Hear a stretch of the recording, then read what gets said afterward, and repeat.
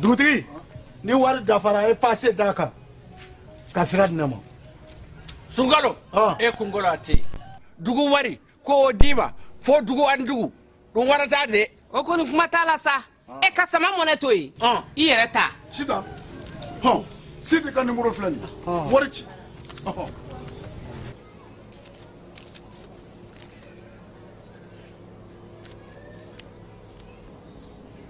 wari sera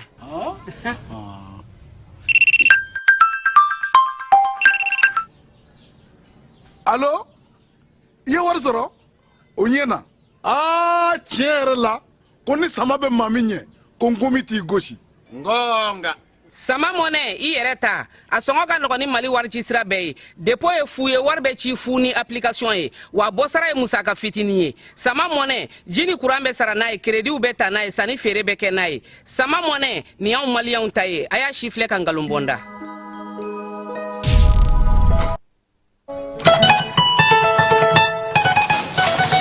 Va, oui,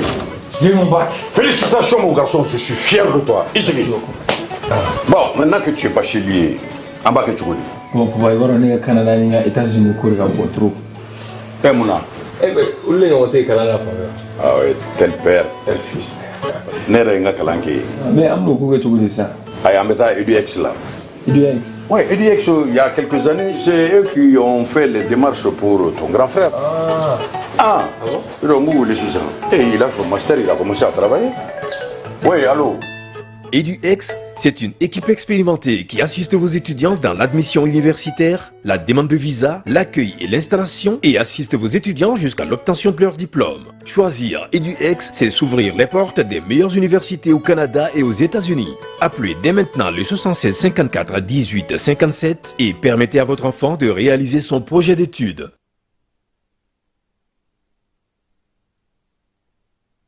ESKJ, École de santé Kalajata, Ana Bolofara Chama, Institut de sciences médicales Gore, ISM Go. Limano, Doctorate Jango Nyese, bien turcola de Madela Koi, Fiau, Fua Castro, Ie Bana Yini Cardona Kari, Meme Gasawa Gasaka Dangarika, Armadeka Nina Mayala, ou Kalaka Mo Faricolola, ou Eratin Fiau, Fua Castro, Ie la Colison Yuma Segere, a Fle Okoro, École de santé Kalajata, Na Bolofara Chama, Institut de sciences médicales Gore, on veut pas voir Kalabankura. 20 000 santé barrage Mayesa, Nimbala de Rebeke, École de santé Na Bolofara Chamala, École de santé Kalajata, on a flequé en Bologigi, formation de qualité, doctorat Siraka, Mimi Segalo Kafo, Oga Dimson Gafutna Yelenye, au plat de Lebekala, Nilakolso Dagabana Nuna, Ugo Bolofaro de Flani, cycle niveau DEF, technicien de santé publique, infirmière obstétricienne, technicien de laboratoire, deuxième cycle, Noye niveau baguier, infirmier d'état, sage-femme, biologie médicale, formation au coffre, aide-soignant, catapara matronica, Nimbala de l'Edesledo, école de santé Kalajana, Bolofara Chama, Institut de sciences médicales Gorilla, Aïwa, la collection, Annie la collection, Aya Sefa Jona, Aka la collection Inzagere, Yoni Jamaka Chaya, Utogole de Clan Ver Calabanguraya, Hôtel Wasulu Coffet de Choi, Waligere Negaduru Bamba, 76 45 85 40, non média 20 80 22 20. Kala yesini an ka ɲɔgɔn dɛmɛ ka binŋɛnikɛlaw ni maafalaw ni walijugutigilamɔgɔw kɛlɛ a y'anw dɛmɛ an k'aw dɛmɛ ka binŋɛnikɛlaw ni maafalaw ni walijugutigilamɔgɔw kɛlɛ n'a ye kunnafoni sɔrɔ binŋɛnikɛlaw ni maafalaw ni walijugutigilamɔgɔw kan a ye nɛgɛjuru ci dɛmɛso la nɛgɛjuru sira fɛ wari tɛ sara min na 80 fu ni fu 11 20 walima 80 fu ni fu 11 22 walima 98 17 36 75 ngo 98 17 36 45.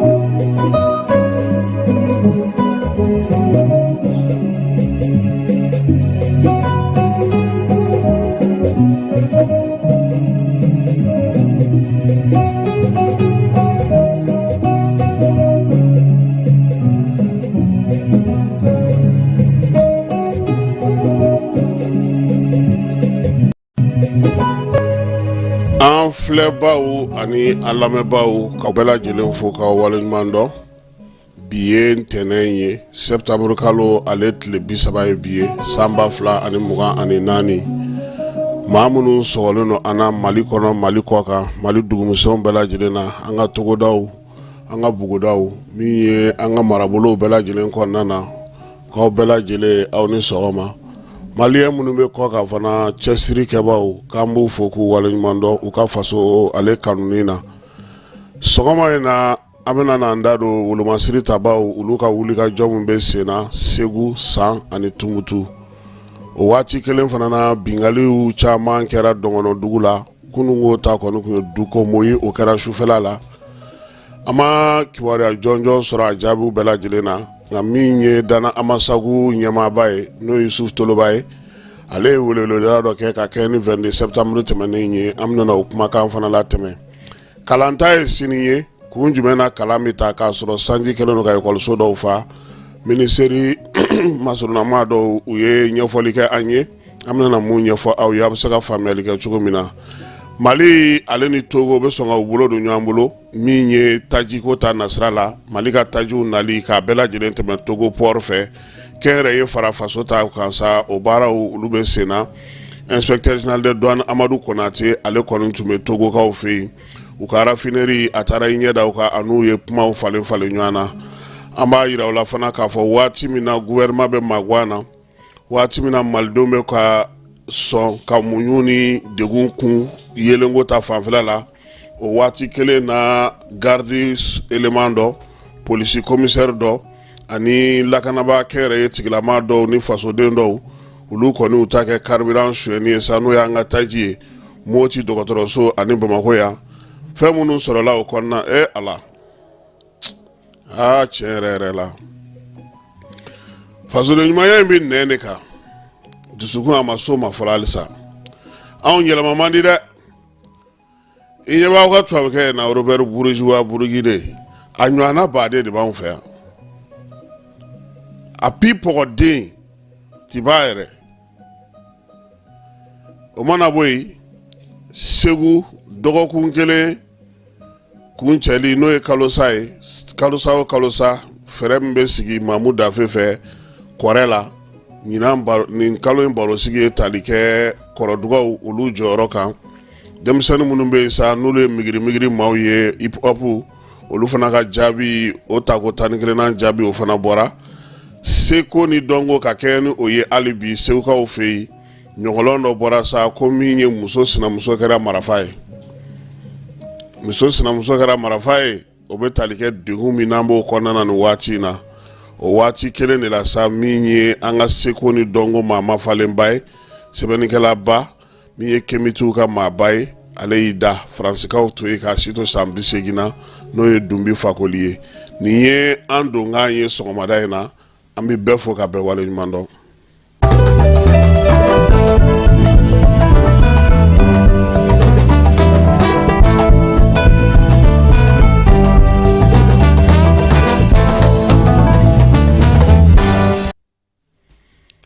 Keba Jalo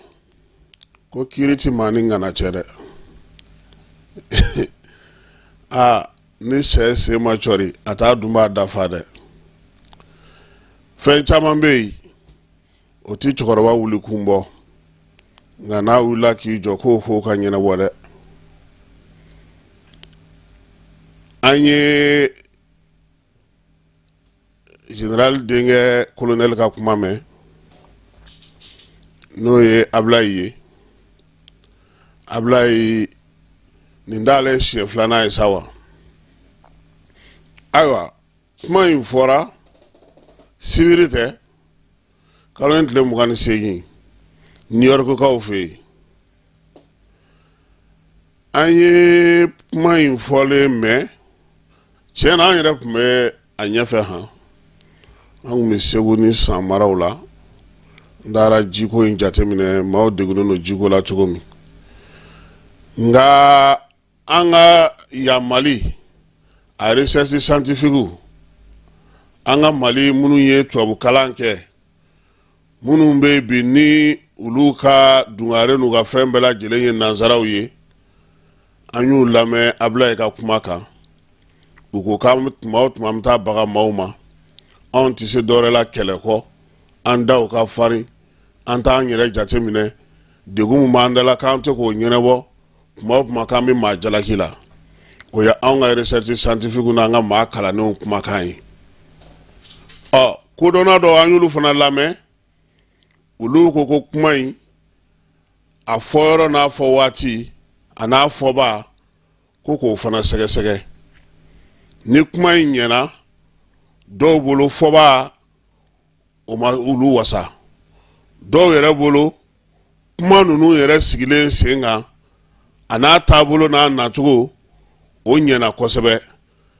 nka ne kɔni ka fandan jate nin bɛɛ kɔ kelen kɔnɔ jɛgɛw ye anw taara kɛnɛ min kan tiɲɛ don an bɛ jɛnsirege naani tɔn kɔnɔna na nka kuma tacogo kuma fɔcogo anw nikanko o fɔcogo o bɛ bɔ anw yɛrɛ ka jamana la dɛ tiɲɛ don n'i ye kuma in ta k'a lajɛ a bɛ daminɛ ni waleɲumandɔn ye waleɲumandɔn min n'o bɛ ta k'o ɲɛsin diɲɛmaa ma diɲɛmaa min bi ni olu kɛlen don ka Nations Unies k'o k'u ta f'an ye k'o sigi sen kan o bɛ se ka kɛ ka baara kɛ cogo min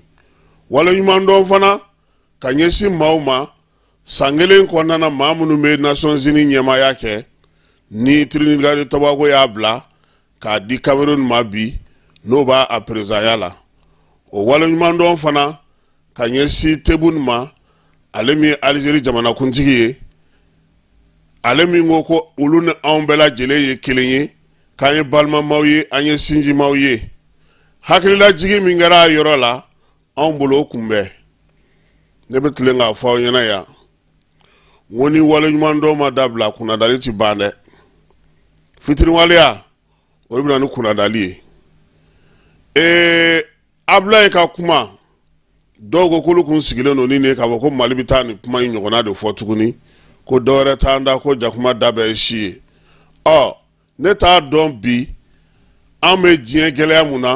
anw bɛ taa mun fɔ ni anw bɛ taa mun to yen an bɛ taga mun kɛ ni nin tɛ munna waati dɔw la yan ni maaw ye kuma kun fɔ anw ma a nɔgɔnin fɛ an b'u ka lasigidenw wele an b'an ta sara u la an bɛ kuma ne hakili la ninnu kumana kabini utu kalo de la dɛ Algérie mɔgɔ minnu u ma kuma utu la ni septembre ban waati anw taara olu jaabi ne ma jalaki yɔrɔ y'o la o an muɲuna ka sabali dɛ an fana y'a dɔn k'a fɔ ko an ye maa ye maa wɛrɛ ye maa ye nka nin bɛɛ la min cɛ ka ɲi taabolo min bɛ anw yɛrɛ bolo yan fɔlɔ ka ɲɛsin an ka bɔ degun in kɔnɔna na n'o ye kuma in kɔnɔ o diyara ne ye sabula a y'a yira k'a fɔ fɛɛrɛ ni dabali minnu sigira sen kan u laɲini ye mun ye an ka bɔ nin degun in bɛɛ kɔnɔna na tiɲɛ don anw y'a dɔn k'a fɔ k'an kelen tɛ se wa fɛn kelen bɛ yen a y'o fɔ ka tila ka segin o kan o fana bɛnna ne ma kosɛbɛ o ye k'a yira k'a fɔ ko marifa dɔrɔn tɛ se ka ko in ɲɛnabɔ an ka o to han hakili la a y'a yira fana k'a fɔ Mali bolo jannen don koyi maa ko k'a bɛna baara kɛ Mali bɛ b'a fɔ i bisimila nka o bɛ kuma na zen sabula fɔlɔ n'o y'a sɔrɔ anw y'anw yɛrɛ to maaw bolo olu kana min ka d'u ye k'o kɛ zen anw yɛrɛ fana b'a fɔ ayiwa nin ka di e ye nka anw ka jamanadenw k'o ta anw ka jamanadenw k'o ta olu ka kuntilenna ye nin ye aw yɛrɛ t'a dun anw fana ka jamanadenw k'o ta anw fana ka jamanadenw k'o ta anw ka nafa ta aw bolo an kana ɲɔgɔn kɛlɛ an kana wɔyɔ kɛ bɛɛ ka ci ka fan nka k'a de kɛ i b'a dɔn anw ka jamana degunba kɛra min ye kabini diɲɛ bisimila ye minnu y'anw ka jamana mara u ye kalan kɛ yɔrɔ mun na u bolo o dɔrɔn de ye diɲɛ lajɛ cogo ye c'est-à-dire olu ma taa fan wɛrɛ yɛrɛ ye fiyewu diɲɛnatigɛ yɛrɛ Afganistan ni jɔnni bɛ jɛkulu la bi o ni maa bɛ jɛkulu la o ɲɔgɔnna joli bɛ diɲɛ kɔnɔ minnu ni maa tɛ jɛkulu la u ti balo wa u ti baara kɛ wa magobatigi in bɛɛ lajɛlen n'u tɛ baara kɛ wa mɛ n k'u b'a kɛ ka kɛ n'u ka hakɛ n'u ka faamuya cogo n'u ka ko kɛ cogo de ye munna n'anw k'an b'o kɛ bi o bɛ kɛ degun ye o bɛ kɛ gɛlɛya ye a b'a dugumana dɔn maa dɔw de bɛ yen olu ka nafa yɛrɛ de dulonnen don o lamɛnɛ anw ka dulonnen ka to Faransi la o de olu yɛrɛ ka olu ka bɔ o de la kuma in tiɲɛ de ye nin de ye n'o tɛ n'i y'a dan ne ma walayi Ablaye tun bɛ taa bamanankan de fɔ n'u b'a traduit u k'a traduit chinois bɛ taa chinois kan fɔ anglais bɛ taa anglais kan fɔ français bɛ taa français kan fɔ kuma min fɔlen filɛ nin ye nafa mun b'a la a bɛ mun ɲɛ an ka jamana ye n'an tun b'a bayɛlɛma bamanankan na yan mɔgɔw b'a dɔn ko mun fɔra i n'a mɛn maaw da k'a ko ta i n'a mɛn maaw da ko nin de fɔra nka ne yɛrɛ tulo ye min mɛn dun o de ɲango tɛ nka jɛ bɛ n'a sigikan don jɛ bɛ n'a taabolo don Nations Unies fana na hakili la k'a fɔ kan damadɔw bɛ yen baarakɛkanw ye olu ye yen olu bɛrɛ bɛnnen don yen maaw bɛ se ka baara kɛ ni o ye nka o t'a bali i ka jamana fana ka laɲini kɛ k'a fɔ anw bɛna nin kɛnɛ in kan nka nin yɔrɔ in na an ka jamana taabolo la an ye nin falen fɛn wɛrɛw bɛ yen a y'olu fɔ olu ye hakililajigi ye o ye mun hakililajigi ye Nations Unies yɛrɛ sigira hakɛ mun kɔnɔna na a sigikun ye mun ye a yɛrɛ ka laɲini ye mun ye kɛlɛban cɛfɔ ni kan bɛɛ lafiya o ka don a ko san 79 tɛmɛnen ko yalama k'o baara kɛra wa k'u k'a lajɛ u k'o kimɛ dɛ a b'a fɔ min ma nanzarakan na évaluation mun sera ka kɛ san 79 in kɔnɔ ni o taara ni diɲɛ basigi sira fɛ n'o taara ni diɲɛ lafiya sira fɛ n'o y'a to ko maa minnu bɛ yen n'olu yɛrɛ y'a ko ɲɛnabɔbaw ye olu yɛrɛ bɛ sɔn a ko fana ko n'i ye kow ta k'u lajɛ a bɛ n'a fɔ dɔw bɛ yen olu ma ka di se tɛ kɛ olu ma foyi tɛ fɔ olu ye olu mana fɛn fɛn kɛ o bɛ bɛn ko nɔn tɛ ko nin y'a siɲɛ caman ye Mali yɛrɛ y'a laɲini k'u ka Faransi lana bɔgɔ jeninen kan ale ka daliluyaw b'a bolo a bɛ na olu bɔ Faransi ka olu ye nka n'i y'anw ka recherche scientifique mankan mɛn o la i ko i ye sɛ n'a bo tobi ka di olu ma mais a bɛ faamu n'an kɔni banna an faso la i b'a dɔn an ka maakɔrɔw b'a fɔ an ɲɛna maa minnu ye esclavage baara kɛ a tubabu kun man ca o an farafinw de ɲɔgɔn siri ka ɲɔgɔn gosi ka ɲɔgɔn lajaba ka ɲɔgɔn minɛ ka di u ma Sikaso bɛ attaqué don min u ka kuma na maa hakɛ min y'a attaqué a 100 sara la 90 o bɛɛ lajɛlen an yɛrɛ ka farafinw ye donc janfa ninnu ni ko minnu bɛ sen na bi ko tɛ a b'an ka jamana kɔnɔ yan nka nin bɛɛ la an bɛ segin an ka kuma kelen de kan an ka k'an yɛrɛ ye an ka k'an yɛrɛ ye an k'an ka taabolow dɔn an k'an ka tabiyaw dɔn wa o kuma in Ablaye y'o fɔ fana a y'o bɔgɔrɔ dɔn a ye misali ta an ka kalanfa n'o ye Ibrahima Ndiaye kan o bɛ ka baara minnu kɛ maanifinya yɛrɛ tɔpɔtɔli ani anw ka adamadenya kɛcogo la an bɛ nin fɛn fɛn na i y'i sɛmɛ Irisi la o i y'i sɛmɛ Sini la o i y'i sɛmɛ Japaga la o n'i yɛrɛ tɛ se ka i miiri o waati sɛmɛni kɔnɔna na k'i sinsin bere kan ka wuli k'i jɔ i yɛrɛ ye ka dɔ kɛ i bɛ fu la dɛ o dun kɛtɔ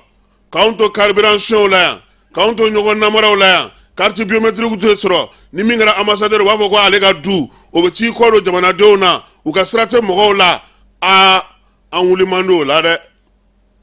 e nomina k'e ye préfet ye e taara fangajugu sigi maaw da la i nana sɔrɔ duguw bɛnni dugutigiw bɛnni kabilaw bolo bɛ ɲɔgɔn bolo e taara olu fara k'olu kɔ don ɲɔgɔn na ka waritigiw ta k'olu k'i baara kɛ ɲɔgɔn ye ka fasoden tɔw tɔnɔmada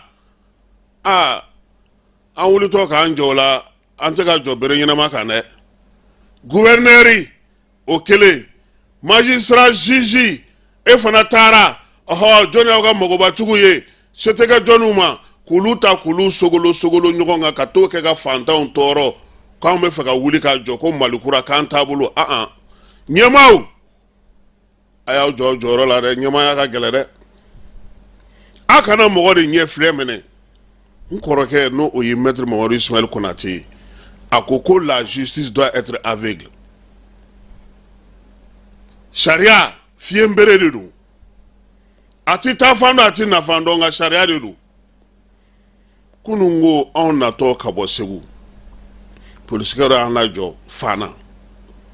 a ko ne ka carte grise date bannen no ne ko a ma n ko tiɲɛ don n ko carte grise in date banna n ko sisan k'an b'a kɛ cogo di ko non ko kɛcogo fosi tɛ o ko sariya dɛ o de bɛ baara minɛ ko ne yɛrɛ bɛ min fɔ don o don a yɛrɛ ko ne ma ten ko ne yɛrɛ bɛ min fɔ don o don dɛ ko o de don c'est que ni o mentalité ma don mɔgɔw kunna o baarakɛcogo ma don mɔgɔw kunna mɔgɔw m'o k'u taabolo ye k'a dɔn k'a fɔ ko bɛɛ lajɛlen bɛnna fɛn minnu kan a ka kɛ sisan k'a fɔ ko cité la 18h mɔgɔ tɛ don parce que e ye ministre ye e tɔgɔ bɔlen don fanga bɛ kaman kɔrɔ 18h e bɛna k'i bɛ don non sɔrɔdasiw b'a f'i ɲɛna ayi a fɔra anw ɲɛna 18h mɔgɔ tɛ don o sariya dama ka kan an bɛɛ de ye o mais ni ɲɛnawoloma kɛra o la o ye kibaru don n'a y'a to a ka don ministre dɔgɔnin don nin don ministre yɛrɛ bɛ bureau kɔnɔ heure min fɔra a ma jigin ka taa a ka so diɲɛ wuli baara jumɛn bɛ Mali ministre so la ko bɛ maa tile k'i si baarakɛyɔrɔ la ne m'a faamu ministre ka baara ye joli ye ko bɛ se k'e si ye k'i tile ka na 6h du matin ka bɔ yen fo 23h n ka cɛ o mana kɛ baara min ye o kan ka ɲɛɲini dɛ. Donc an bɛ degun min kɔnɔ an yɛrɛ k'an ka fan t'a la an ye ɲɔgɔn tɔɲɔni minnu kɛ an ye ɲɔgɔn lajabali minnu kɛ an ye ɲɔgɔn mago sali minnu kɛ an ma hali sisan recrutement ni fɛn minnu filɛ senna nin ye hali sisan kalanta minnu natɔ filɛ nin ye hali sisan ɲɔgɔndan minnu kɛtɔ filɛ nin ye hali sisan jɔyɔrɔ ɲini minnu kɛtɔ filɛ nin ye dɔw bɛ fisaya ni dɔw ye sabula dɔw somɔgɔw bɛ yen u bɛ t'u nɔfɛ n'o ma ban an bɛ ka fɛn fɛn ɲini an t'a sɔrɔ. Sɔgɔma e bɛ soli ka wuli ka bɔ f'i ka dugu janba la ka na consulat la ka na i ka papier ɲini ka n'i jɔ aran na dɔw bɛna lansara baara datugu wagati o ka sɛbɛn bɛ ɲɛnabɔ ka d'a ma ko parce que ko a recommandé don jɔnni fɛ sariya wa ou bien aw yɛrɛ de n'an ma bɔ nin kɔnɔ tant qu'an bɛ ɲɔgɔn tɔɲɔ la a tɛ se ka ban farikolo ɲɛnajɛ ta k'a lajɛ min ka di fédération ye a b'a kɛ bɛɛ la a b'i lajigi première division na a b'i namara a b'i suɲɛ denmisɛnnin fitinin u bɔra Moti ka na jouer k'u bɛ monter kɛ u taara mɔgɔw ta ka olu la jouer équipe wɛrɛ fɛ maa si tɛ kuma sariya tɛ yen tiɲɛ tɛ fɔ namara cungolen don bɛɛ lajɛlen kan n'a ma se maa min ma don o t'i da don a la anw ko k'anw ka lafiya anw ka ɲɛsuma o tɛ Faransi nɔ ye o tɛ États-Unis nɔ ye o tɛ mɔgɔ wɛrɛ nɔ ye o ye an yɛrɛ de ye n bɛ misali wɛrɛ fɔ 2010 Mali ka 50 hukumu kɔnɔna na ambassade de France ko an ka na 8h an minnu kan ka taga Faransi 8h sera an ka délégation ye maa 15 ye anw mɔgɔ 5 de tun bɛ ambassade da la an k'an b'u kɔnɔ u ko an ma n'aw y'u kɔnɔ aw wo olu wo aw si tɛ passeport aw si tɛ visa sɔrɔ an ko mun na ko parce que u ma olu bonya u ma anw bonya anw solila ka wuli cogo min m'olu bali ka soli ka wuli ten anw donna k'an ka formalité kɛ ka ban 14h de artiste dɔw y'anw wele k'olu bɛ ka nalen anw kɔni bɛ so ka ban parce que mɔgɔninfin i yɛrɛ de b'i yɛrɛ ka sariya bonya mɔgɔw y'aw bonya k'a fɔ aw ɲɛna a ye na 8h an b'aw ta ɲɛnabɔ k'an ka se ka tɛmɛ n'an ka baara tɔ ye aw ko ko ayi n'olu y'o kɛ u ma mɔgɔ tɔw tɔɲɔ wa c'est que sariya bonya de anw tɛ sɔn o de ma minɛ anw ko de ko k'o de da kɛrɛfɛ na anw nana anw ka lajɛ o de man ɲi an bɛɛ bɛ sinsin min kan nin ye nin de ye pour que Asimi ko digitalisation parce que a b'a dɔn min bɛ kɛ baarakɛyɔrɔ la bi a b'a kalama ko service kelen bɛ Mali kɔnɔ ni wari bɛ sara ye nka a tɛ taa trésor kɔnɔ mɔgɔ si tɛ se k'i da don a la a b'o service dɔn wa justice carte mɔgɔ bɛ taa minnu ta nationalité ni fɛn ninnu a wari bɛ jigin mini bɛɛ bɛ wari sara la a bɛ taa trésor de la wa sisan digitalisation min nana kɛ o de bɛna kɛ o fura ye o n'a ɲɔgɔnna joli bɛ an ka jamana kɔnɔ hali bi siraw kan an ka jamana siraw kan o de la minisiri taara a taara nin kumaba in fɔ a ɲɛna mais n'an b'a fɛ an ka bɔ degun kɔni kɔnɔ an ka bɛɛ minɛ ni bere kelen ye karisa ye sonyɛni kɛ a fɔra ko k'a minɛ i somɔgɔ ko kuma tɛ fɔ i dɔnbaga ko kuma tɛ fɔ a bɛ ka faso baara kɛ ka ɲɛ ka kuma tɛ fɔ n'a sɔrɔ a bɛ se baara la ka ɲɛ a ɲɔgɔnna caman dalen don kaburu dɔw la jamana bɛ ka continuer n'a tɛ yen maa wɛrɛ b'a kɛ nka tant que a bɛ fɔ de ɲɛna woloma b'a la karisa bɛ minɛ karisa tɛ minɛ nin bɛ kɛ ninnu ye nin tɛ kɛ ninnu ye fanga nagakɔrɔmɔgɔw yɛrɛ kɛlen don k'u yɛrɛ kɛ warabaw ye u bɛ baarakɛyɔrɔ ɲɛmɔgɔw wele k'olu bagabaga k'olu ja siran a ma tila dɛ ɲɛmaaw a y'aw jɔ aw ɲɛmaaya jɔyɔrɔ la walayi maliyɛnw diminen don a y'aw jɔ aw ɲɛmaaya jɔyɔrɔ la dɛ mɔgɔw muɲunen u sabalilen parce que u b'a dɔn k'a fɔ ko aw bɛ ka fɛn caman kɛ o de ka ɲi nka min bɛ ka kɛ n'o bɛ ka digi mɔgɔw la o fana bɛ ka caya sisan dɛ hakɛ man ɲi dɛ hakɛ man ɲi hakɛ man ɲi hakɛ man ɲi n'an ye maaw minɛ kelen ye n'an ye sariyaw kɛ kelen ye n'an ye jamana ko min tɛ kɛ n'an y'olu sigi sen kan hali ni mɔgɔ mana an dɛmɛ an bɛ bɔ nɔgɔ la ekɔli ta filɛ nin sisan dɔw ka sugu ma wuli yan ekɔli i bɛ t'i den tɔgɔ sɛbɛn ɲinan k'a bɛ taa primaire année na san wɛrɛ tuguni i bɛ taa tɔgɔ sɛbɛn kɛnyɛrɛye ekɔliso bɛ k'o kɛ jamana kɔnɔ maa si tɛ kuma yan commune 6 mairie a ye papier bɔ ko kɛnyɛrɛye ekɔliso minnu bɛ ka mɔgɔw tɔgɔ sɛbɛn san o san ko k'a jɔ bamakɔ gouverneur ye papier bɔ ko k'a bɔ yen k'a tɛ kɛ ministère de l'éducation ma hali i fɔ a la jamana bɛ mini délégation spéciale ko ka mobile kɛ 6 ye mobile i b'a fɔ ko ye mobile yɛrɛ tɔ caya ale bɛ k'o fɔ bamakɔ yan mais mariage bɛ kɛ mali fantanw bɛɛ lajɛlen na jɔnni bɛ mali bɛɛ kunna munna aw t'o sariya ta k'o bɛɛ k'a kɛ ɲɔgɔn fɛ ekɔliso dɔw dayɛlɛ la dɔw datugulen dɔw bɛna rentrée kɛ o kuma cayalen don ɲɛmɔgɔ min b'o ko kunna ko k'o bato o bɛ mini o bɛ ka mun baara kɛ an tɛ tila an yɛrɛ kɔ dɛ n'an m'an jija an k'an jija ne bolo nin waati in na ko minnu kɛra an na o kan ka k'an bolo misali ye an ye min ye o kan ka k'an bolo misali ye an k'an jija an kana bin dingɛ kɔrɔ in kɔnɔ tuguni jamana ɲɛmɔgɔw bɛ tilen k'a fɔ mais a fanba ye anw jamanadenw de ye dɛ a fɔ dɔrɔn sini ko an mago bɛ mɔgɔ 5 la i bɛna ye min bɛ kɛ dɔw b'u pan ka don fo yan ka na ɲininkali kɛ ko jɔn de bɛ se k'a ko yɛrɛ bɛɛ ɲɛnabɔ fo an ka bɔ o de la bɛɛ ka sɔn ko sariya de bɛ yen o sariya ye min fɔ an k'o bato a ka gɛlɛn cogo cogo n'i y'o bato ne hakili la i ka hɛrɛ bɛ o de la o de bɛ jamana lafiya o de bɛ bɛɛ lafiya min kan ka sara yɔrɔ min kan ka di yɔrɔ transporteurs lajɛ sisan siraw kan kɛ u bɛ mun fɔ olu ka amande ye yɔrɔ dɔw la wa 3 ye cɛ b'a fɔ k'i ka 1000 di i bɛ 1000 di mais ne y'a dɔn ko n'i ye 3000 sara ko bɛ se k'i se fo yɔrɔ jan na parce que a yirala ka ban i tɛ dɔwɛrɛ sara sira la tuguni i bɛ 3000 sara mais ne t'o dɔn dun e bɛ to 1000 sara la taa 3000 yan bɛɛ y'a kelen ye an ka ko faamuya an ka dɔn k'a fɔ an ka jamana bɛ degun min kɔnɔ kuma min taara fɔ Nations Unies na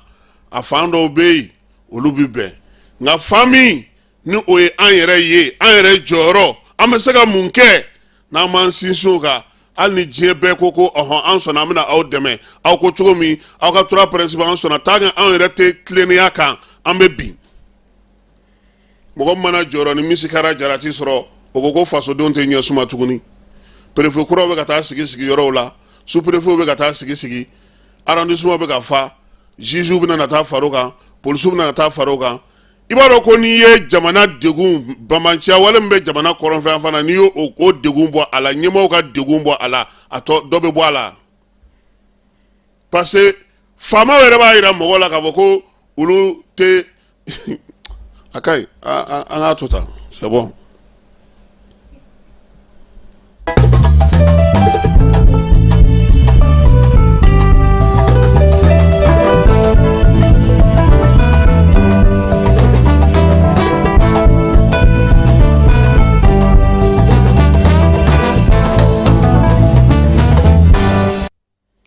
Wallahi malien minnu bɛ kɔ kan n'a y'u ye an ka ambassadeurs n'an ka consuls bolo n'a y'u bolo wallahi a bɛ masaya segin Ala ma ɲɛmɔgɔw a ye jigin duguma a y'a kala kama a ka jigin duguma a ka taa kɔlɔsili kɛ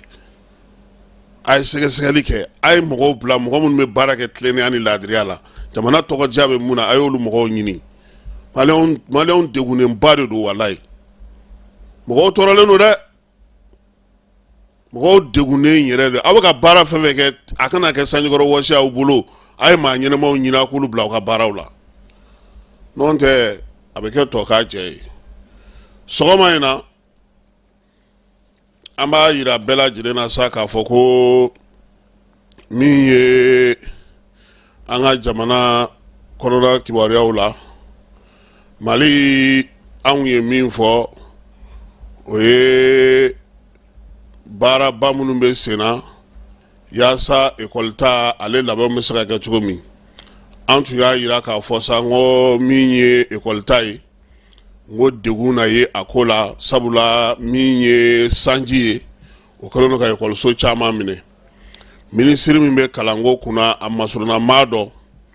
o ye bataki ci an ma k'a b'an ka kumaw lamɛn a b'an ka kibaruyaw bɛɛ lajɛlen lamɛn ko nka k'a bɛ min fɔ an ye o ye k'a yira k'a fɔ bi ekɔliso minnu bɛ yen ni sanji bɛ olu kɔnɔ o ka dɔgɔ kosɛbɛ ka tɛmɛ ekɔliso ka santé minnu kɔnɔ ko bi ko Mali ekɔliso 20 161 o kilasi o de bɛ yen o la ko min ye 183 ye ko sanji bɛ o de kɔnɔ walima min ye maa minnu bɛ yen ni olu sanji degun sera olu ma ko olu b'o de kɔnɔ ko n'i y'o lajɛ ko b'a to k'a yira mɔgɔ la k'a fɔ ko kalan kan ka se ka kɛ lycée min ye faso yɛrɛ ta ye o ye 86 de ye Mali jamana kɔnɔna na ko ni 2 tɛ ko a tɔ bɛɛ lajɛlen ko olu bɛ bi olu bɛ se ka kɛ ka baara kɛ IFM o ye 19 ye 19 na 2 dɔrɔn de fana bɛ yen fana min degun bɛ o la bi ko yalama ko nin bɛɛ lajɛlen kɔfɛ k'a bɛ se k'a fɔ ko kalanta tɛ se ka kɛ wa an y'a ɲininka fana k'a fɔ an dun y'a mɛn k'a fɔ denmisɛnnin minnu kan ka taa lycée la ni o ye minnu ye DEF sɔrɔ ye olu ka orientation ko bɛ cogo di a ko k'ale bɛ maliyɛn bɛɛ lajɛlen ɲininka ko yalama san jumɛn lycée denmisɛnninw u ye kalan ta 1er octobre ko ka o daminɛ ko ale hakili to o la ko nka k'a bɛ min fɔ an ye orientation ko yanni octobre kalo tile 23 cɛ ko orientation bɛɛ lajɛlen bɛ bɔ ekɔliden minnu bɛ yen bi n'olu kan ka taa yɔrɔ min na olu bɛ taa yen ko yalama ko bi ko denmisɛnnin fanba n'o bɛ se ka taa ekɔli la 20 ani 183 k'an bɛna na olu to yen ko o ka to ten ko kalan tɛ se ka taa wa ko fɛɛrɛw fana bɛ ka ɲini hali maaw la maa minnu bɛ 183 in kɔnɔna na yaasa u bɛ se ka sigiyɔrɔ bɛ se ka dilan u ye cogo min denmisɛnninw ka se ka kalan ta ni ji nana caya fana ji kunbɛlanw olu fana bɛ yen ko wa ko ekɔliso ka dɔgɔ min bɛ ji da an ka daw fɛ ka kɛ ni an ka jamana yɛrɛ sigicogo ye ko ekɔliso caman bɛ duguw camancɛ de la ko ji man teli ka se u ma nka ji sigilen don yɔrɔ minnu na fana olu fɛɛrɛw bɛɛ lajɛlen tigɛlen don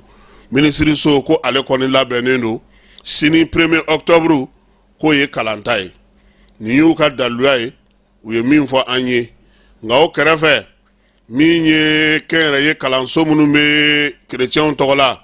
olu ko k'olu na baara bila boloda octobre kalo tile 8 ka taa bila tile 13 la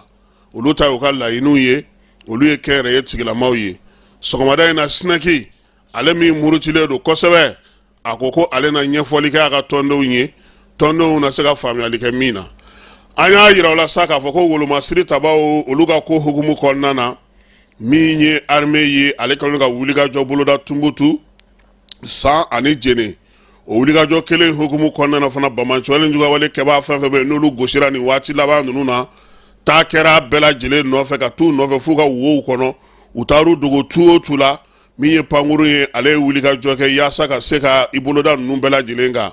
o waati kelen fana na gosikaw fana fɛ yen armée ye wulikajɔ kɛ nin kalo in tile 25 n'a tile 26 ka taa se Sayikaw ma ale ni Si Zambugu Jene San ninnu bɛɛ lajɛlen tun ye Bamaɲɔgɔlen jugawale kɛbaaw dogo yɔrɔw ye gosili kɔni taara kɛ nin bɛɛ lajɛlen na min ye wolomasiri tabaw ye u y'a yira fana k'a fɔ ko o baara in tɛna kɔtigɛ tuguni yaasa dugudenw olu bɛ se ka lafiya cogo min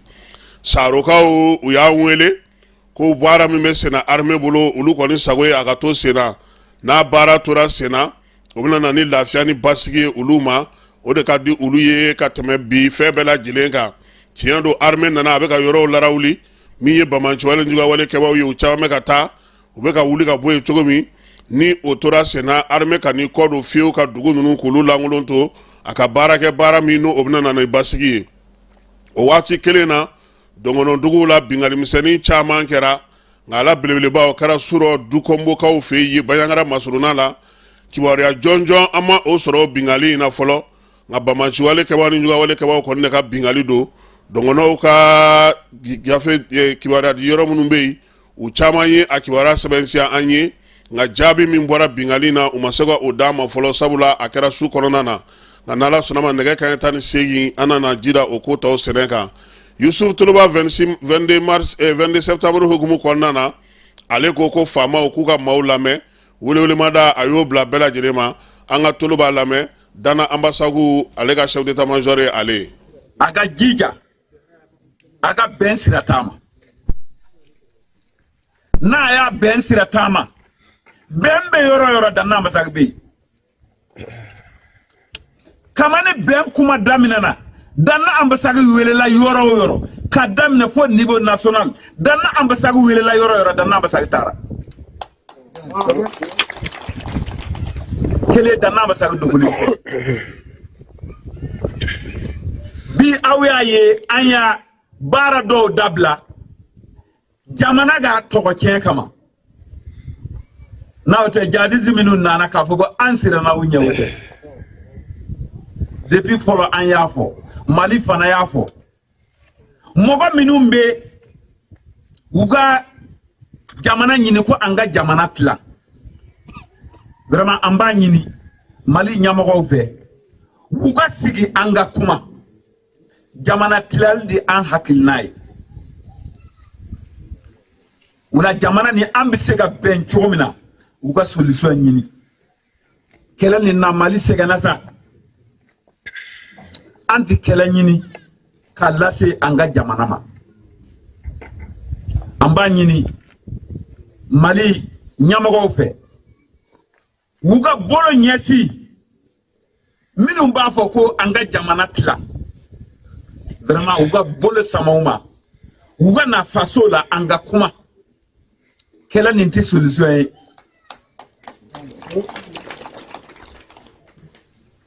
wala Mali ɲɛmɔgɔ an bɛ o de ɲini u fɛ hali bi mais mɔgɔ minnu nana an ka jamana kɔnɔ an t'u bɔyɔrɔ dɔn k'a fɔ ko u bɛna bin an kan ka an ka danbe bɔ an na an tɛ se ka jɛn n'u ye aw bɛ ne ka Toloba saya de mɛn mais aw t'a mɛn ne taara accord signé ni jadisi ye c'est clair et net wala ne kɔni bɛ wele min lase Mali faamaw ma u ka jija an ka bolo di ɲɔgɔn ma depuis fɔlɔ an y'a fɔ u ye jadisi ɲɛmɔgɔ ninnu bɛ Bamako de sisan u kɔni ka baara kɛ ban n'aw y'a baara kɛ Bamako aw bɛna ye Mali bɛ lafiya sisan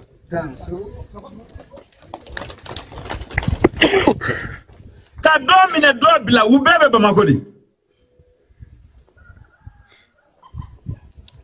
wala an bɛ min ɲini Mali denw minnu taara siranya kama jamana kɔnɔ Mali ɲɛmɔgɔw b'a u wele ka na kuma n'u ye u ka jija ka kuma n'u ye la n'aw kɛra peut-être hɛrɛ bɛ na bɛɛ tɛ se ka kɛ hakilina kelen ye dɛ mais u ka bɛɛ lamɛn an ka bɛɛ hakilina dɔn min bɛ yen wala an kɔni bɛ o de ɲini Mali ɲɛmɔgɔw fɛ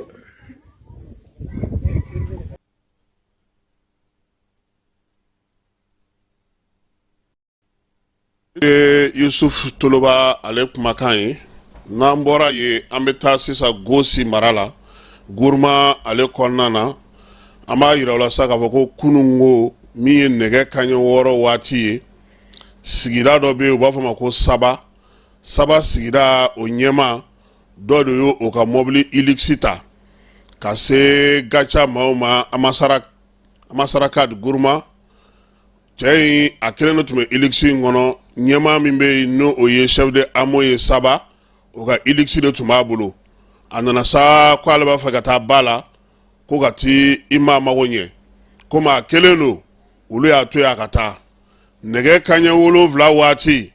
iliksi ni kɔfɛla falen don bamaciwale ni wale kɛbaaw la olu nana sa ka na mugu ci gacha mɔgɔw la u ka o pɔsu la ye Amasarakad Guruma ale kɔnɔna na a su cayara kosɛbɛ min ye yɔrɔ ninnu olu minɛnw caman tiɲɛna bamaciwale ni wale kɛbaaw ninnu kɔni tilara ka duuru don fiɲɛ na sabula maa ninnu kun sigilen tɛ n'a ye k'a fɔ ko u bɛna bi u kan olu bolo min ye dugutigi in ye n'o ye Saba dugutigi ye a bɛ ka taa ji de ɲini ba la ka tila ka na maa mago ɲɛ n'a ye komi a kelen kun olu ye barrière wuli a ka tɛmɛ o segitɔ de filɛ ka na ni ninjugawale ni bamaciwale kɛbaaw ye nka maaw kan ka min bila o hakili la a bɛ se ka kɛ dugutigi ka mobili a darakira bamaciwale kɛbaaw fɛ ka taa nin waleya cɛjugu in kɛ ka o maa mago ɲɛnɛ a ye bɛɛ lajɛlen hakili b'a la k'a fɔ ko kɔna bin waati o tun ye Sonɛfu fana minɛ tancogo la k'u ka mɔgɔw don a kɔnɔ ka kojugu kɛ ni a ye donc a ko ka lajɛ ni hakili ye su kɔni cayara joginenw cayara tiɲɛni caman donna gacha mɔgɔw kun a yɔrɔ la an b'a ɲini an ka wolomasiri tabaw fɛ an b'a ɲini an ka kɛlɛkɛcɛw fɛ u bɛ daga o daga yɔrɔ la u k'u hakili to u yɛrɛ la nin waati in na maa minnu fatura sa an bɛ dugawu donkɛw ye ala ka u dayɔrɔ ala k'a sumaya sibiri tɛmɛnen nɛgɛ kanɲɛ 18 masuruna la Segu fana anw bɛna Segu kɛ dugu ye atelier dɔ bɛ olu bɛ soudeli kɛ kamalen dɔ si bɛ san 50 la ale de nana ni fɛn nɛgɛma dɔ ye min nu ye ko biɲɛ ka n'o d'u ma ko n'u bɛ se k'a waraka k'a lajɛ dɛ ale yɛrɛ t'a dɔn fɛn ye fɛn sugu min ye o da nɛgɛ ka a n'a ka exploser i ko bombe ci kan ka sow yɛrɛ Segu ka bɛ maaw taara maa wɛrɛ dɔ zo tun ye sira minɛ koyi Amaraka cɛ a kun ye sira ta n k'i hakili sigi nin deflagration ye kisɛ ci kan t'a jukɔrɔ i hakili sigi e ti ko ɲɛdɔn ni on zone connaît pas moi tugu n kɔ dɔrɔn an bɛ se an y'a sɔrɔ min ye polisi directeur général k'an ɲɛma n'o ye Sulemani Dunbiya numéro 2 u nana n'u ka cɛdenw ye ani sɔrɔdasiw ni gendarmes ka yɔrɔ bɛɛ lajɛlen tigɛ pewu maa ti taa maa ti na yɔrɔ in na ye min ye Segu ballontan terrain ani pharmacie Sorikonanji o kɛrɛfɛla la n'o ye ndolati kɛnɛ in ye ani Segu yɛrɛ premier arrondissement man jan kosɛbɛ waleya in a kɛra ye o kɛlen kɔfɛ sa maa minnu bɛ yen n'o ye denmisɛnnin fitinin kɔni ye na ale yɛrɛ kɔni ye fɛn in dayɛlɛ ale kɔni kɛra ale kɛra sogobu ye ale kɔni nɔɔnina de denmisɛnnin wɛrɛ bɛ yen fɛn in y'o bolo 2 tigɛ maa joginenw olu kɔni ye maa 7 ye 3 o ta ka jugu maa 2 o fatura polisilakaw ni gendarmelakaw ni finitigiw u bɛ sɛgɛsɛgɛli la yaasa ka se k'a dɔn fɛn in yɛrɛ ye fɛn sugu jumɛn ye dɛ nɛgɛ in ye mun nɛgɛ ye a bɔra mini jɔnni t'a don maa min nana n'a ye n'o ye san 50 ye o yɛrɛ ye jɔnni ye a bɛ mun baara kɛ a ye nin sɔrɔ cogo di sabula a ɲininkaliw misɛnw ka ca kosɛbɛ sɛgɛsɛgɛli minnu bɛɛ lajɛlen ma se ka ban anw ɲɛna k'anw to Segu ye anw kɔni seginna ka na k'a to maa 2 o de fatura sɔgɔmada in na an ye ɲɛmaaw ɲininka u ko sɛgɛsɛgɛli ko halisa a tɔ a bɛ sen na Segu ale kɔnɔna na hali bi an ka minisiri 4 olu bɛ taama la irisilakaw fɛ yen ko ɲɛmaaya bɛ Aluseni Sanu bolo u y'a yira sa k'a fɔ ko Mali ni irisilakaw y'u bolo di ɲɔgɔn ma n'Ala sɔnna a ma batiri électrique ka kɛ n'an ka lithium ye an ni irisi bɛna o baara kɛ lithium ko ale na raffiner an yɛrɛ fɛ yan a foyi tɛna ta ka taa kɔfɛ fo n'a bɛna na dilan irisilakaw y'a yira k'a fɔ sa ko k'a daminɛ san 7 ka se san 8 ma Mali yɛrɛ ka batiri électrique kuraw olu bɛ bɔ minnu bɛna dilan ni lithium ye carbone minnu bɛ a la sa ale ni nɛgɛ wɛrɛw minnu fɛn minnu bɛ sɔrɔ lithium in na a bɛɛ na raffiner an yɛrɛ fɛ yan Aluseni Sanu ale ye kibaruya in fɔ a y'a yira fana k'a fɔ fana min ye centrale d'extraction in ye ale ni traitement in k'o bɛna na dilan ka ɲɛ kosɛbɛ yaasa Mali a bɛ se ka nafa sɔrɔ a la cogo min na a ka lithium na ayiwa ni lithium kɔni bɛ ka ɲini u k'u kɔlɔsi a lithium baarakɛyɔrɔ maaw la tajuzo m'anw fɛ yan maa minnu bolo ti bi ka wuli énergie di Mali kuna sini ko ale bataki kɛ a directeur général u ka secrétaire général n'o ye Jan Siribe ye k'u b'a da bɛɛ lajɛlen tulo kan ko k'a daminɛ nin kalo in tile 23 la 22 dugusajɛ tɛ sa wa ka taa s'a tile 24 ma k'u ye zonbaw minɛ zo minnu bɛ yen n'olu ye taji suɲɛnaw ye balengekaw olu fɛ yen bidon 24 falen gasoil la o tun b'u bolo maa minnu bɛ nin baara in kɛ sa ko maa 3 don min ye jɛkulu min bɛ yen n'o smart energy ye o société k'olu maa b'a la garde nationale élément kelen b'a la n'o olu bɛ lakɔlɔsili kɛ gardien minnu bɛ yen ni o société tɔgɔ ye ko nata o gardien fana b'a la polisi commissaire kelen o bɛ a la ko min ye commissaire in ye o kɔni k'o ma ye dɛ a ye 5 don fiɲɛ la aha o ko ten dɛ enquêteurs u sera ka u tɛgɛ da tɔw kan à l'exception du commissaire de police qui demeure introuvable o kɔrɔ ye di a tɛ ka ye n'i ti ka ye i ye mun kɛ i ma tunu wa n'a ɲini Jan Siribe ko ka kɛ ni nin waleya cɛjugu in ye ko sariyatigiw k'ulu ye kɔni u y'a ko ta ka da bɔgɔ jeninen kan dɛ tribunal min bɛ commune 2nan kɔnɔna na k'u taara n'a ye yen olu ka sɛgɛsɛgɛli kɛ EDM ko sa ko a bɛ welewelemada bila bɛɛ lajɛlen ye min ye maaw ye maa minnu bɛ yen ni olu b'u ka baara kɛ ka ɲɛ kosɛbɛ ko u bɛ foli ta ka ɲɛsin maaw ma sa maa minnu y'u ka baara kɛ ka ɲɛ kosɛbɛ garde nationale minnu bɛ balengekaw fɛ yen olu minnu fana sera k'a to nin ko in ka sigi sen kan waliya cɛjugu min ni o kɛlen filɛ nin ye ne yɛrɛ ma nin faamu ne yɛrɛ tun bɛ fɛ bɛɛ ka ye nin na fo polisi ni garde ko kun k'a da anw dama ma parce que mun fɔra Binu bɔlen ka kuma Binu ko taji de bi suɲɛ ni citerne bɔra la ni ninnu nana kɛ bureau ye o tɛ société sigilen ye a fɔra ko ka mɔgɔw bɔ ko ka na ni finitigiw ye ni finitigiw yɛrɛ ye nin kɛ dun a y'o di sariya ma ko garde dɔwɛrɛ kɔni bɛ yen k'olu ye baara kɛ ka ɲɛ olu bɛ fo ka baara kɛcogo ɲuman na n'u ka kibaruya dili la yaasa tɛgɛ sɛlɛn ka da tɔ ninnu fana kan cogo min na balengekaw olu fɛ yen min ye maaw ye sa maa minnu bɛ yen ni sɔmin kɛlen olu la nin ko in na k'u bɛɛ lajɛlen na ɲini ka di kiiri tigilamaw ma énergie ko a bɛ bɛɛ lajɛlen fo i ka fasoden ɲumanya waleyaw la yaasa ka se ka nin waleya n'a ɲɔgɔnnaw k'olu kɔn jamana fantan ani 4 bɛɛ lajɛlen fɛ n'an bɔra yen an bɛ taa Somino Dolo tɔgɔla dɔgɔtɔrɔso la Sewarekaw fɛ yen Moti o directeur fana n'o ye Umar Gino ye ko nin kalo in tile 16 n'a tile 17 sufɛ min ye Mali gendarme minnu bɛ Sewarekaw fɛ yen k'olu bolo dara olu ka dɔgɔtɔrɔso baarakɛla 2 kan dɛ fɔlɔ o ye chauffeur ye filanan o ye maintenancier ye min ye bidon 20 litres bidon 6 bɛ u bolo gasoil b'u bolo u bɛ ka maa ɲini maa min b'a san min ye Allah ambulance min bɛ kɛ ka garde kɛ u y'a ta k'a bilo de kɔnɔ u bɛ ka taa feere gendarme de y'u dɛrɛ o dugusajɛ maa yera nin ko in na sa u y'u bɛɛ lajɛlen bila brigade de recherche ale ka bolo kan sɛgɛsɛgɛli bɛ se ka kɛ a ko la cogo min ayiwa ne kɔni bɛ min fɔ nin ye minnu yera ye dɛ ça on s'en vu nous a y'an tɔw ɲini a bɛ taa bɔ fɛn kan min ka jugu na anw ye aw ka station ka ca u bɛ essence bɔ min station feere yɔrɔ misɛnninw ka ca aw bolo yan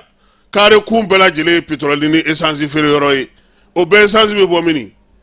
station min kana ca n'an siso ye o carburant bɛɛ bɛ bɔ min olu bɛɛ bɛ taa port la wa nin sɛgɛsɛgɛli ninnu dɔw kan ka kɛ de minɛ aw b'aw ka carburant bɔ min dɛ jɔn de b'a aw approvisionner aw b'a sɔrɔ cogo di est-ce que o sera ɲinini jana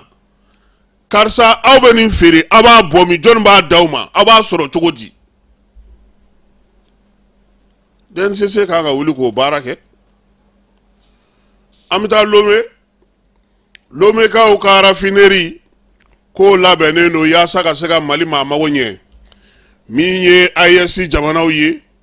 olu tun bɛ ɲɔgɔn ye la Lomekaw fɛ yen inspecteur général de douane n'anga Mali douane directeur ba ye oye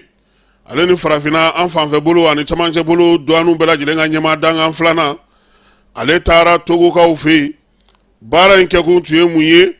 ka taa u ɲɛda Togo ale baara kɛcogo kan interconnexion fɔra AES fɛ sa u bɛ se ka sigi sen kan cogo min na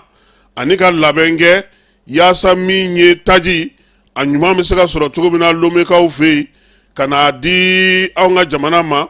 o de sen fɛ sa min ye Amadu ye inspecteur général douane directeur ye a taara i ɲɛda nin yɔrɔ ninnu kan koyi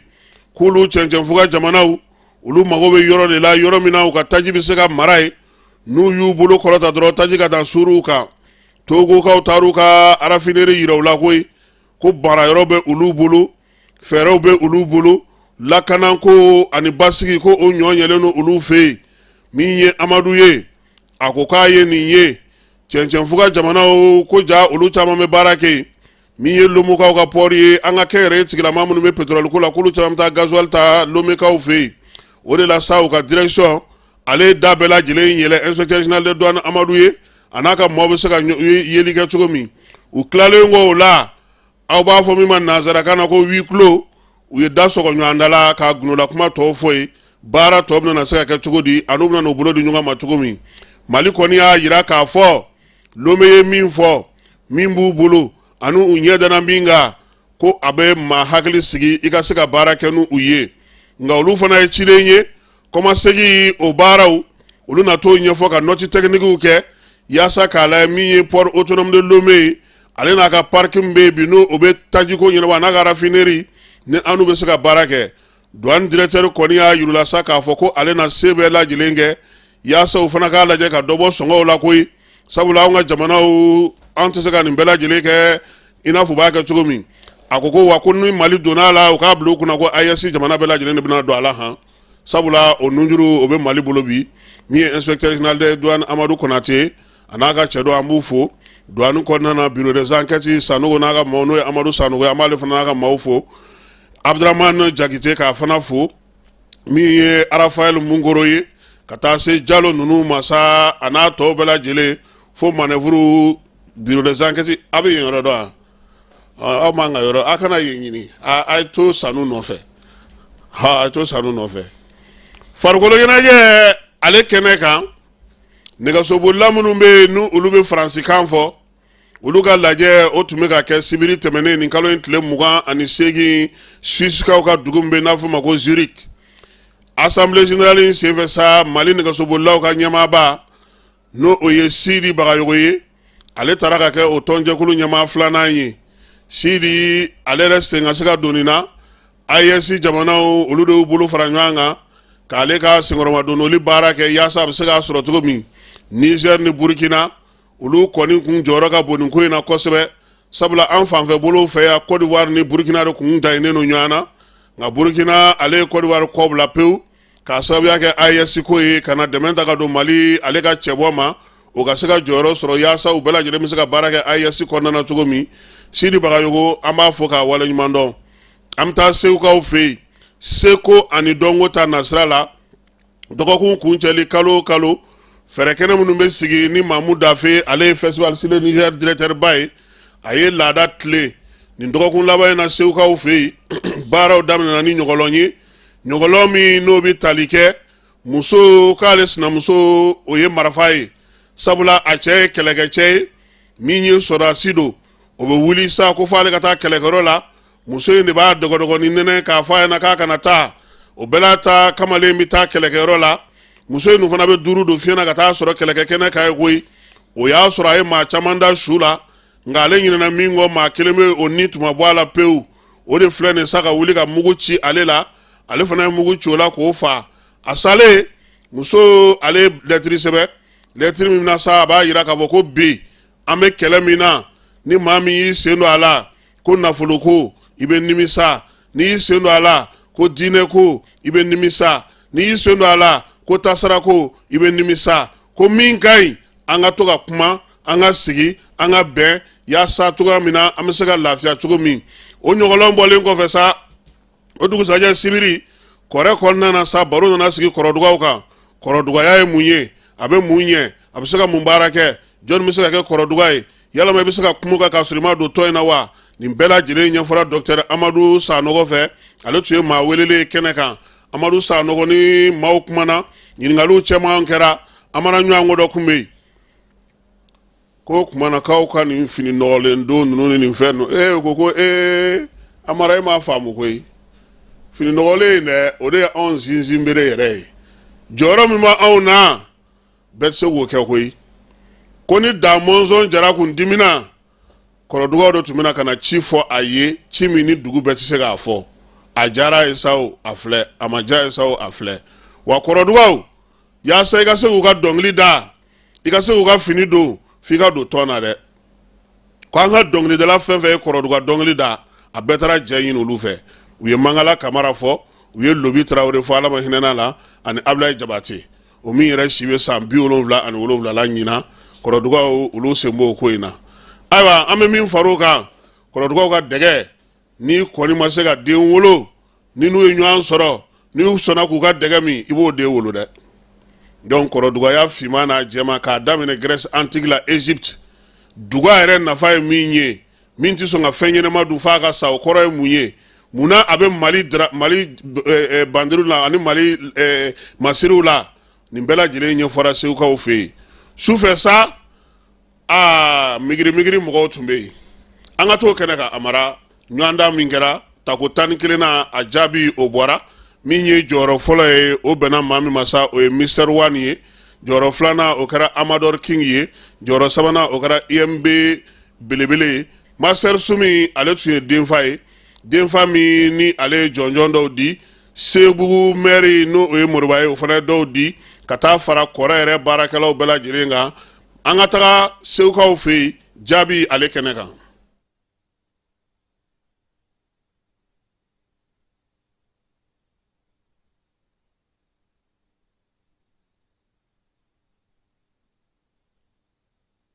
mɔgɔ ninnu bɛɛ de ka ɲi nin bɛɛ talent de talent de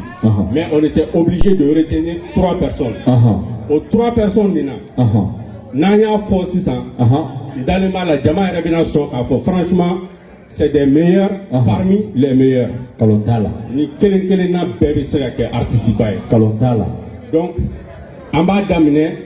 3e place la maa sabanan donc 3e place la en bɛɛ bɛnna kan ka mɔgɔ min ta o la il a été retenu avec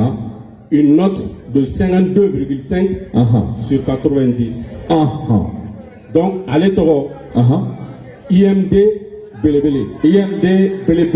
ale kɛra maa sabanan ye ale ka jɔnjɔn bɛ di Sebugu maire ka représentant ma Moriya Sidibe ale bɛna a bɛ 3e ka jɔnjɔn di donc an bɛ scène min sanfɛ tan scène ye Mangala Kamara ka scène a tɔgɔ dara ale de la ni scène donc Mangala Kamara ale ka fatuli est billet parce que le 29 ale ka jɔnjɔn bɛna di Moriya Sidibe fɛ voilà an bɛ gɛrɛ pour que caméra ka se ka ta photo ka se ka ta an bɛ tɛgɛrɛ fɔ IMD kunna s'il vous plaît il est de blanc. Bonsoir. Allez, Blancaï. IMD belebele vraiment oui félicité kosɛbɛ peri ni y'a mérité bon blague ani sen dɔ compétition na diyara n ye kosɛbɛ an bɛ CCK mɔgɔw fo nin na halisa k'i cɛsiri kosɛbɛ. 3e ka trophée il est de blanc a nana combat kɛ et il a eu la 3e place du Corée hip hop an bɛ tɛgɛrɛ fɔ a kunna s'il vous plaît IMD belebele. Mɔgɔ filanan lui il a aussi vraiment mérité sa place c'est un jeune talent depuis n'a yɛlɛla scène kan a ye public séduit cogo min a ye membre de jury bɛɛ séduit ten et c'est un jeune qui mérite d'être encouragé nin bɛ se ka segu araku ce niveau là mɔgɔw ma sigi ni mun ye donc lui aussi il a été élu avec une note de 53,7 sur 90. Et à Toro, Amador King. Deuxième du courant hip-hop, Aleka Djondjobedi Djibril Gissefe,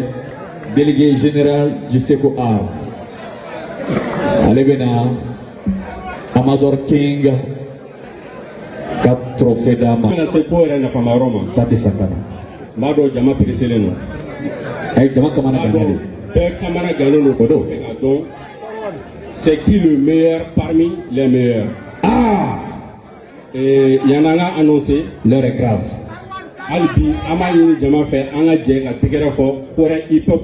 équipe Bella Djele. Anga Tegerafo Korakuna, Maestro Naga Jama,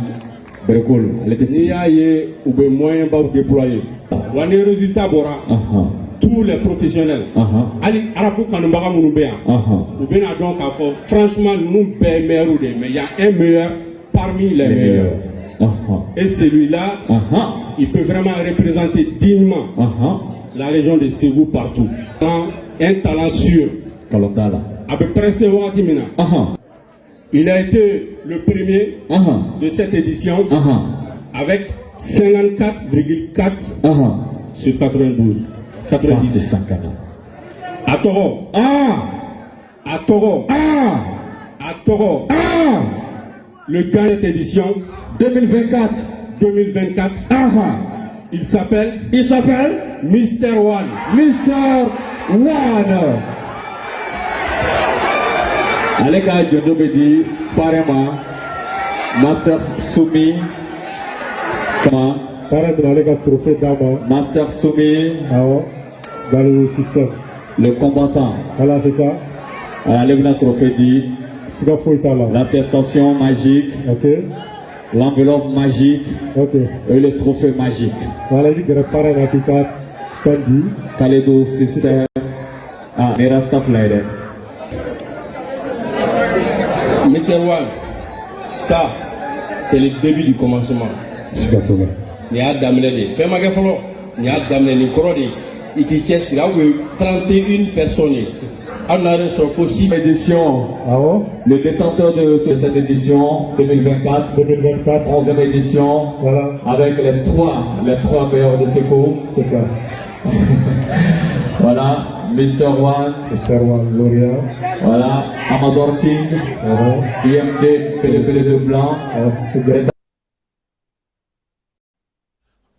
Nin tun ye Segu kɔrɛ kɔnɔna ye baara minnu kɛra dɔgɔkun kuncɛ waati k'a fɔ bɛɛ lajɛlen ɲɛna sa ko min ye Mamu Dafe n'a ka baarakɛlaw ka taa se Gise ma Berekul ale ni Jara n'o ye Burama Jara ye a n'a tɔw bɛɛ lajɛlen minnu bɛ régie la Jigi k'a fana fo a ka wulikajɔ ni timinandiya la Kuyate n'a ka mɔgɔw olu ye tobilikɛlaw ye an b'olu fana bɛɛ lajɛlen fo ka Segu cɛ n'a muso bɛɛ lajɛlen fo ko k'an bɛn kalo wɛrɛ ban waati ni Ala sɔnna a ma sisan an bɛna jaw yira u la Sebenikɔrɔ k'a daminɛ yen fo Jene ji ale donna maaw kan an k'a daminɛ lajɛ fɔlɔ Amara. Ala y'a yɛrɛ kɔrɔ sisan nasa in man ɲi sa wala a lajɛ ba fara ka fa tɛntɛntɛn a lajɛ an ka site kɔnɔna lajɛ fo siraw gidɔrɔnw bɛɛ fafalen don ji la fo bɛ ka cow kɛ k'a sama a bɛɛ m'a ye a y'o lajɛ o bɛ ka nin de sama ten k'a don baji kɔnɔna na o bɛ ka sama site kɔnɔ ji de filɛ nin ye ten o bɛ ka sama ka kɛ ba kɔnɔna na ji ko nin tɛ kulonkɛ ye ɲinan ko ye wala ne yɛrɛ siranna a ma ne yɛrɛ ka samara ye n bolo n tɛ se ka taa ma ni samara ye n sen na samara bɛ minɛ n bolo a y'a yɛrɛ kɔrɔsi dɛ ala yɛrɛ kɔrɔsi sa nasa in man ɲi sa wala min ye yɔrɔ caman ye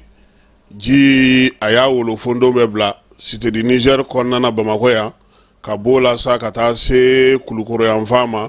olu yɔrɔ ninnu bɛɛ lajɛlen ba kɔni bɛɛ lajɛlen ɲɛ b'a la k'a fɔ kɔni bi a ye a siraw bɛɛ lajɛlen bila a dun fara fana ko samiya ji ale bɛ senna hali bi ka na a ma ban pewu baji in ale baaraw ale kɛrɛfɛlaw sigili a ɲininen maaw fɛ sa maa bɛ olu la olu ka olu yɔrɔ ninnu bila sabula min ye ji ye a bɛ walankata de ka bɔ pewu ka na don karew kɔnɔ ka taa don bosodagaw kɔnɔna na kiw kɔnɔna na fɛn o fɛn kɔni bɛ yen k'o bɛ ba gun kan k'o bɛ ba tintin kan k'o bɛ ba kɛrɛfɛla la nin kin ninnu bɛɛ lajɛlen Sebenikɔrɔ o Jikɔrɔni o kana se fo Bamako namasa danga ma ka tɛmɛ la ka taa se fo Kulukorokaw fɛ ma ka tɛmɛ Kulukoro ninnu bɛɛ lajɛlen na ka taa sa yɔrɔ yɔrɔ bɛ yen ko kɔni ye ji yɛrɛ kɔni tɛmɛda ye ba bɛ tɛmɛ yɔrɔ yɔrɔ a ji bɛɛ lajɛlen ye sira bɛɛ lajɛlen bila pewu k'i kunna maaw kan o de la yɔrɔ caman tiɲɛnen do bi ji kɔni donnen do ka tiɲɛni kɛ fan caman na bi maa caman ka yɔrɔw tiɲɛnen do bi min ye jɛgɛ ale tɛna na mɔ kuma tɛ yɛrɛ ko ka taa a sɔrɔ sabula ba falen do tɛp o jɛgɛ minɛ o ma nɔgɔn fo ba ka jigin min ye feerelikɛla minnu bɛ yen n'o olu bɛ feereli kɛ yɔrɔw la olu fana ka feerekɛ minɛnw fana caman tiɲɛnen do nin waati in na wa ba kankun fana kan a tɛmɛn'o la ka don dugu kɔnɔnaw la yɔrɔ caman bɛ yen bi